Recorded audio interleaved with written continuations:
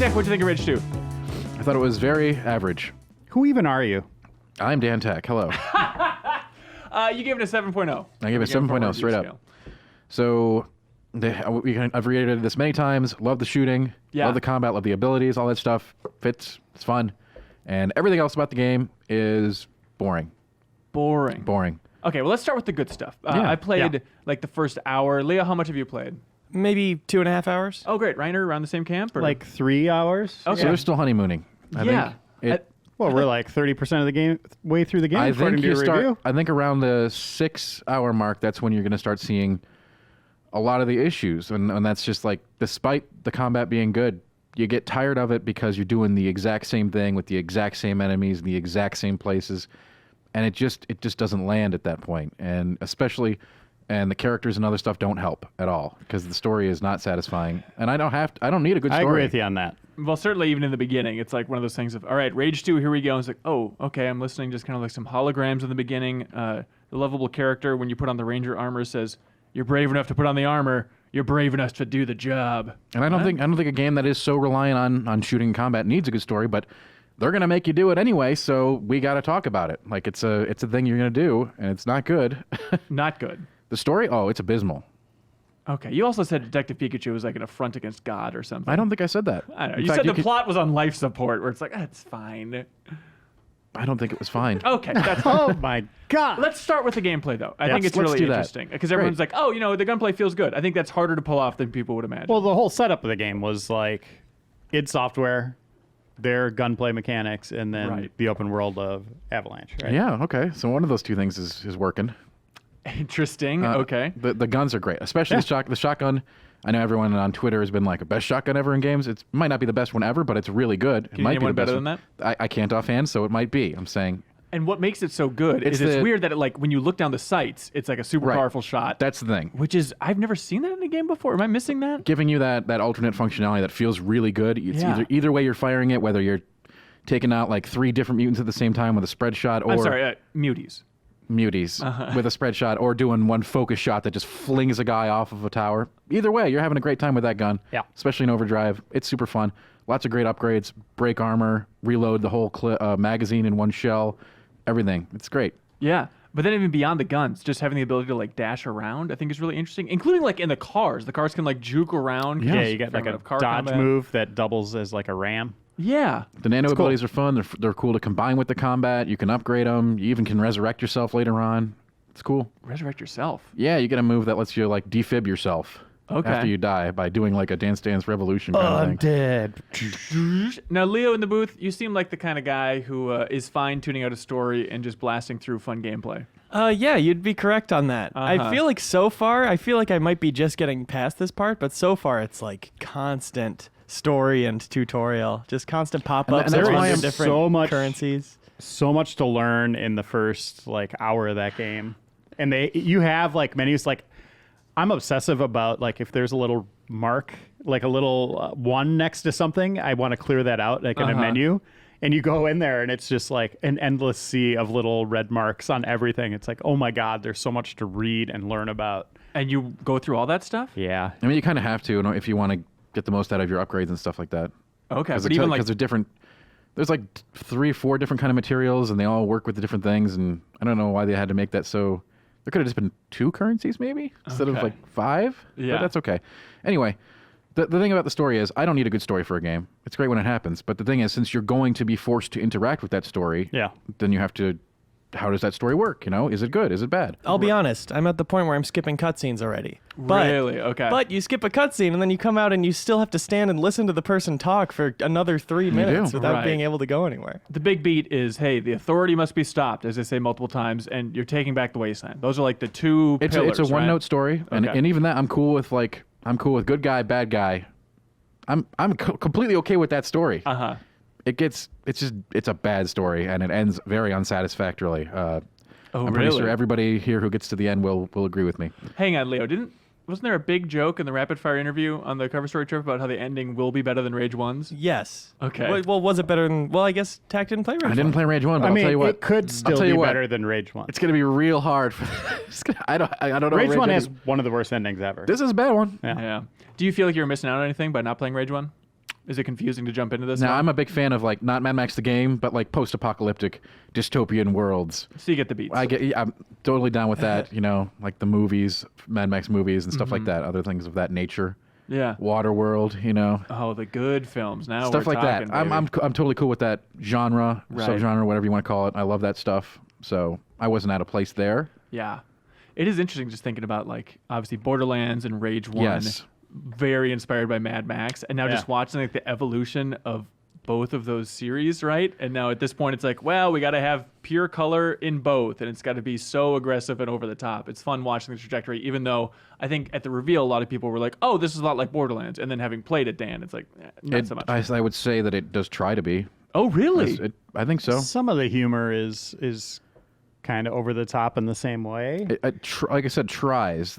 Then I mentioned this in the review about. So they're dropping like F-bombs and stuff all the time, but there's no impact behind them. It's like just like a doll, a paper doll, telling you emotionlessly, we got to go take out that effer, but not even with that much emotion. Just like, we need to go kill that effer. Sub Dan Tag emotion. Absolutely.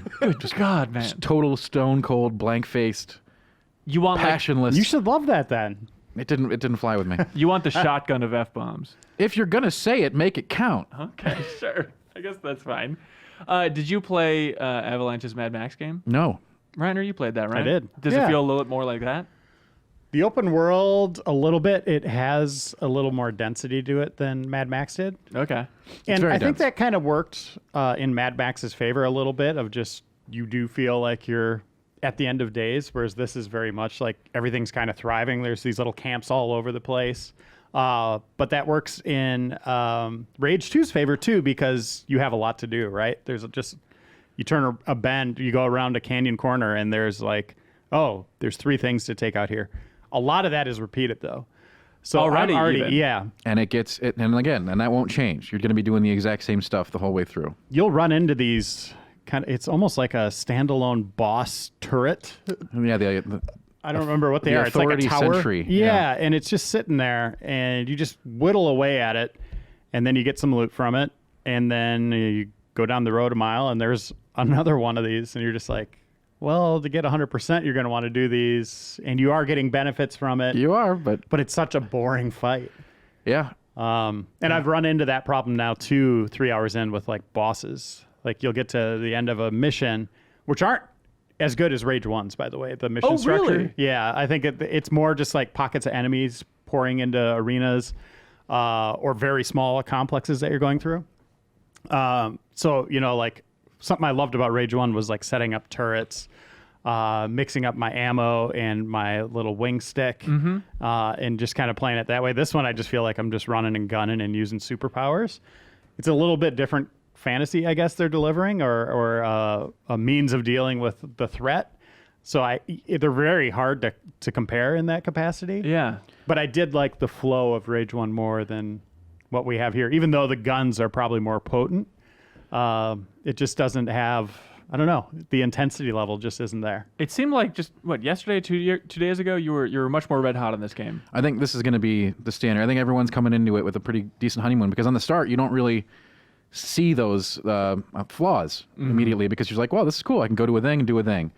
There's nothing wrong with that in an Bada open world bing, game. bada boom, That's video what an open games. world game is, right? Yeah. But then you realize that it might be an ocean, but it's very shallow, and you're doing the exact same things. By the 5th time you kill that boss that you shoot in the chest, and then you shoot his right thing, then you shoot his left thing, and then you knock him down. It's just like, why is he here again? Yeah. I've fought this mutant so many times, and he's the exact same strategy. And those means that you're doing that, it's fun, right? Like it is, once you Yeah. get into the gameplay, it's fun. Like Anthem, it's like, I like these mechanics a lot. I like the tools I have Tools at great. my disposal, but what I'm using it on isn't that fun. You know, like Compelling, it's maybe it's interesting the first, second, maybe even the 3rd time, but when you get to that 4th time, it's like, oh boy, right. repeat, rinse. You know, like do it again, do it again, do it again. So And Yeah. you know, there's an argument to be made if the repetition is still fine because you're having fun with the combat, but it does dull. It dulls bad. Like you get Feels real bad. you get to the next zone, you're just like, all right, what's in this zone? Is there going to be some new stuff? Nope, it's bandit camps, authority sentries, and a couple of convoys I can take out. Yeah. Yeah, and if you go off road and you try to find like the secret stuff, it's just like a data pad and a chest sitting there off on the side. It's Well, nothing I that's could gonna. learn a little bit about the lore. There we go. Yeah. All right, you could. You could. Leo, do you think you're gonna finish this game? Well, if it's really 8 to 10 hours, I feel like I probably can. Critical Path. I will say I think the style is actually really good. I think it does deserve points for that. The visuals when you're going into overdrive, the glitches and everything, I think Yeah, that stuff is really that's well cool. realized. And the music too is really good. Yeah. At least they tried to make a distinct mark in that way. Now it's interesting. What do you think went wrong here? Was it just a budget issue in this type of repeated content or shallow content? Like it seems like Bethesda's usually pretty generous, giving studios what they need. Maybe just the scope of the open world. They maybe didn't factor in completely and just had to start repeating things, or felt people would find these activities interesting. Yeah. But man, that Sentry, that right there is like Century's a good example oh, because man. it's just an example of like you go from the dune desert to the swamp. It doesn't matter. There's still an authority sentry and does the same thing. Right. I feel other open world games like just recently, like Division, for instance. You go to a thing that's going to be a different arena. There's going to be some different things that happen there, different storyline beats, and even that's a very repetitive game, right? But Right. But because there's different things, I mean it. Like I'm talking like you take a cookie cutter kind of thing and just go authority sentry, authority sentry, authority. They're all the Yeah, same, yeah. and it's just. Will this game be remembered? 2 years from now, will you bring you up? ask some really hard questions on this Look, show. man, you know I that? like to zoom out. People are gonna be listening to this podcast 2 years from now, and they'll be Yeah, like, I'm gonna say absolutely not. I'm gonna say it's in a very good honeymoon period right now, and I love that people are loving it. I'm never gonna tell people to not like a game. Okay, that's insane. Uh-huh. If you love it, and that's great, and I'm glad you do. I think the audience is going to be pretty split. I think most are going to kind of be in our camp, maybe, of like Let them get into it. It didn't quite hit the right notes, and it was very repetitive, especially if you're going for 100% in that game. Like, whew. That must feel awful. I mean, yeah.